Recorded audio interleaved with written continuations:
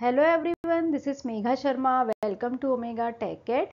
आज के वीडियो में हम डिस्कस करेंगे practical number 9, principal component analysis.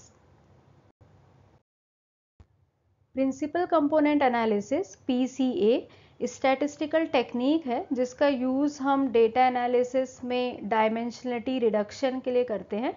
जब हमारे पास हाई डायमेंशनल डेटा सेट होता है तो हाई डायमेंशनल डेटा सेट की कॉम्प्लेक्सिटी को रिड्यूस करने के लिए, उसे सिंप्लीफाई करने के लिए हम उसे लोअर डायमेंशनल स्पेस में ट्रांसफॉर्म करते हैं।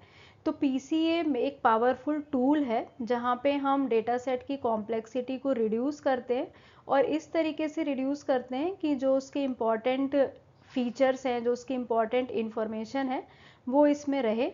तो इसका यूज़ हम डेटा एनालिसिस में करते हैं, पैटर्न रिकॉग्निशन में करते हैं, मशीन लर्निंग एप्लीकेशंस में करते हैं। जैसे कि फॉर एग्ज़ाम्पल हमारे पास कई सारे फ्रूट्स हैं और हमें फ्रूट्स के कैरेक्टरिस्टिक्स देखना है।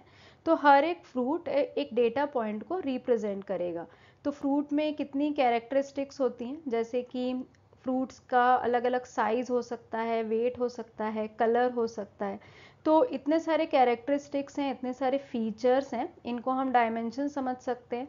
तो instead of analysing each characteristic separately, हर एक कैरेक्टरिस्टिक्स, हर एक फीचर को सेपरेटली एनालाइज अगर हम करेंगे तो इतने सारे डायमेंशंस हो जाएंगे। तो इसीलिए इस केस में हम पीसीए का यूज़ करते हैं और पीसीए से हम इम्पॉर्टेंट फीचर्स कंसीडर करते हैं जिससे कि हमारा जो एनालिसिस है वो सिंप्लीफाई हो जाता है।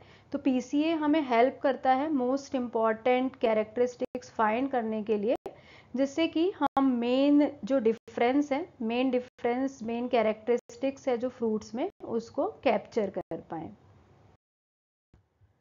PCA calculates the variance of each principal component which represents the amount of variability in the data set captured by that component.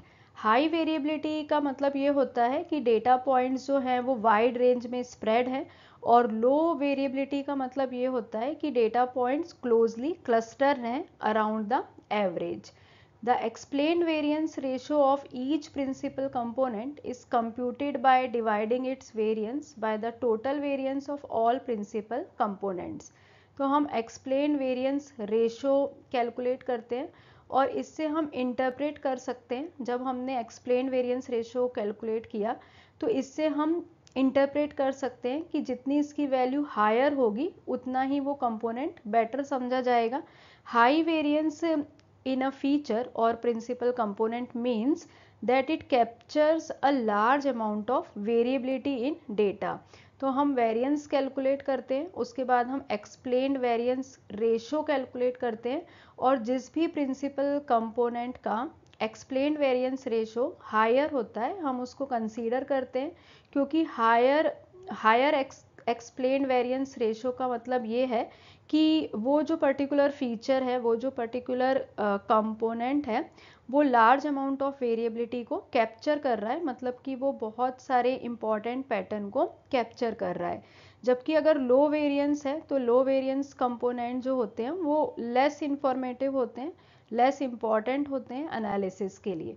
तो हमारा जो मेन एम है वो ये है कि हमें कंपोनेंट के एक्सप्लेन्ड वेरिएंस रेशो कैलकुलेट करना है, और एक्सप्लेन्ड वेरिएंस रेशो में जिसका भी हायर वैल्यू होगी उसको हम कंसीडर करेंगे, क्योंकि उसका मतलब ये होगा कि वो इम्पॉर्टेंट पैटर्न को कैप्चर कर रहा है, वो जो है वो लार्ज अमाउंट ऑफ वेरिएबिलिटी को कैप्चर कर रहा है. It is also common to compute the cumulative explained variance ratio, which is the cumulative sum of explained variance ratios up to a certain component. This helps in determining how much of the total variance in the dataset is explained by a certain number of principal components. Practical के steps देख लेते हैं. सबसे पहले हम important libraries को import करेंगे.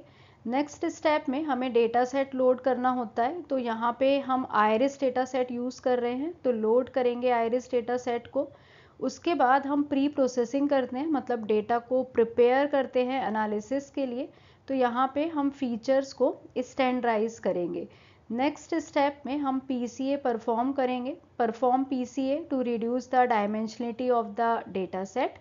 उसके बाद हम प्लॉट करेंगे the cumulative explained ratio to determine the number of principal components needed to explain certain percentage of variance.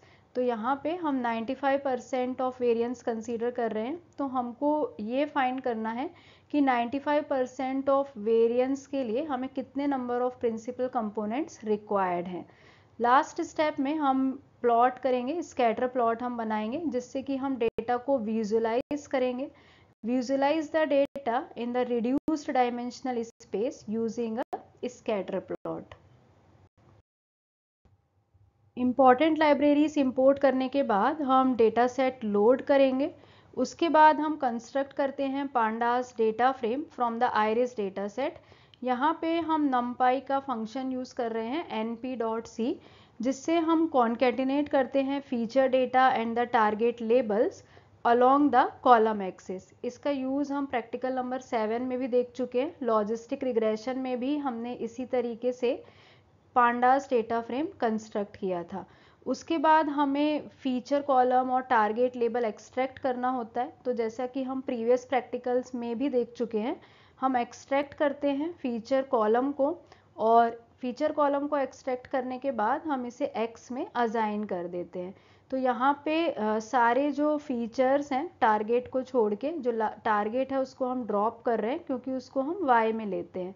तो जितने भी फीचर्स हैं उनको हम एक्सट्रैक्ट करते हैं एक्सेप्ट टारगेट, और उसको हम एक्स में असाइन कर देते हैं। नेक्स्ट हम वाई में लेते हैं टारगेट, तो extract the target label and assign them to y. तो इस तरीके से हमारे एक्स और वाई वेरिएबल हो गए। अब हमें स्केलिंग करनी है, तो उसके बाद हम स्केलर लेते हैं, इनिशियलाइज करते हैं स्टैंडर्ड स्केलर ऑब्जेक्ट। इसका नेम हमने लिखा है स्केलर। तो यहाँ पे हम फीचर डेटा को स्केल करेंगे, स्केलिंग करेंगे।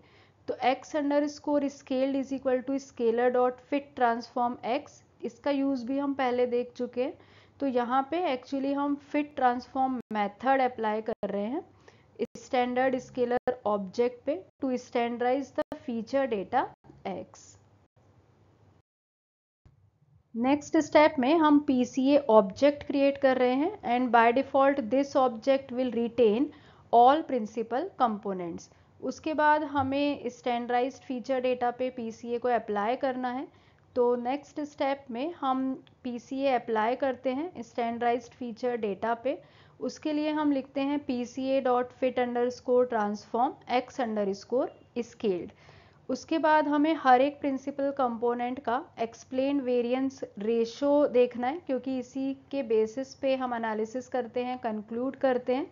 तो यहाँ पे हम रिट्रीव कर रहे हैं explain variance ratio of each principal components. तो जिसका भी हाईएस्ट एक्सप्लेन वेरिएंस रेशो होगा उस कंपोनेंट को हम कंसीडर करते हैं।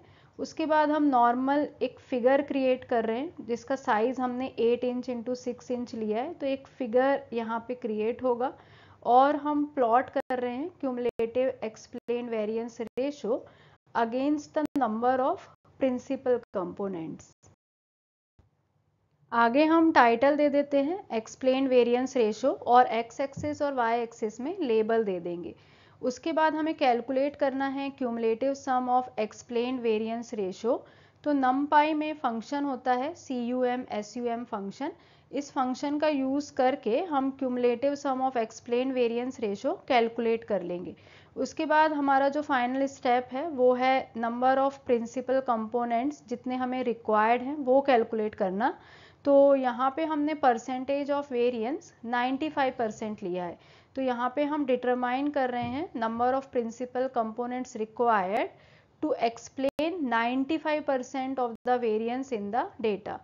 तो 95% वेरिएंस अगर है डेटा में तो उसके लिए कितने number of principal components required हैं ये हम कैलकुलेट कर रहे हैं। सिमिलरली हम सेकेंड फिगर भी बना लेंगे। यहाँ पे हम फाइनली अपने डेटा को रिड्यूस्ड डायमेंशनल स्पेस में विजुलाइज कर रहे हैं और विजुलाइजेशन के लिए हम स्कैटर प्लॉट बना रहे हैं। सेम कोड को हम पाइथन में इम्प्लीमेंट कर लेते हैं। तो अभी जो कोड हमने डिस्कस किया था उसको हमने यहाँ पे कॉपी किया है, सेव करके रन कर लेंगे तो आउटपुट में हमें दो फिगर मिलेंगे। फर्स्ट फिगर हमें मिलेगा cumulative explained ratio versus number of principal components, जहाँ से हम डिसाइड करेंगे कि कितने नंबर ऑफ कंपोनेंट्स नीडेड हैं 95% वेरिएंस के लिए। और सेकेंड डायग्राम में हम स्कैटर प्लॉट बना रहे हैं जहाँ पे हम डेटा को रिड्यूस डायमेंशनल स्पेस में विजुलाइज करेंगे। तो फर्स्ट फिगर आ गया है। फर्स्ट फिगर में हम देखते हैं कि हमें एल्बो पॉइंट 2 पे मिला है, तो इसीलिए इसका जो आंसर आएगा वो 2 आएगा। एल्बो पॉइंट क्या होता है ये हम प्रीवियस वीडियो में भी डिस्कस कर चुके हैं। और सेकेंड डायग्राम देख लेते हैं। सेकेंड डायग्राम में हमें स्कैटर प्लॉट मिला है जहाँ पे हमने प्लॉट करके देखा है डेटा इन रिड्यूस्ड डायमेंशनल स्पेस। फिगर से हम क्यूमुलेटिव एक्सप्लेन्ड वेरिएंस को इजीली समझ सकते हैं। ये हमें हेल्प करता है फर्दर एनालिसिस में, मींस इसकी हेल्प से हम ये डिसाइड कर सकते हैं कि फर्दर एनालिसिस में हमें कितने number of principal components required हैं। तो जो फिगर हमें मिलता है हम सबसे पहले उसमें एल्बो पॉइंट आइडेंटिफाई करते हैं। एल्बो पॉइंट कैसे आइडेंटिफाई करना है ये हम प्रीवियस वीडियो में भी देख चुके हैं। Elbow point where the curve starts to level off. This point indicates the number of principal components that explain most of the variance in the data. तो हमने अभी जो एग्जाम्पल देखा, हमने अभी जो प्रैक्टिकल किया उसमें हमें 2 पे एल्बो पॉइंट मिला है, मतलब हम कंक्लूड कर सकते हैं कि 95% वेरिएंस के लिए हमें 2 number of principal components required हैं। तो ओवरऑल हम ये कंक्लूड कर सकते हैं कि जो higher cumulative explained variance component होते हैं वो ज़्यादा यूजफुल होते हैं। Components with higher cumulative explained variance contribute more to the overall structure of the data.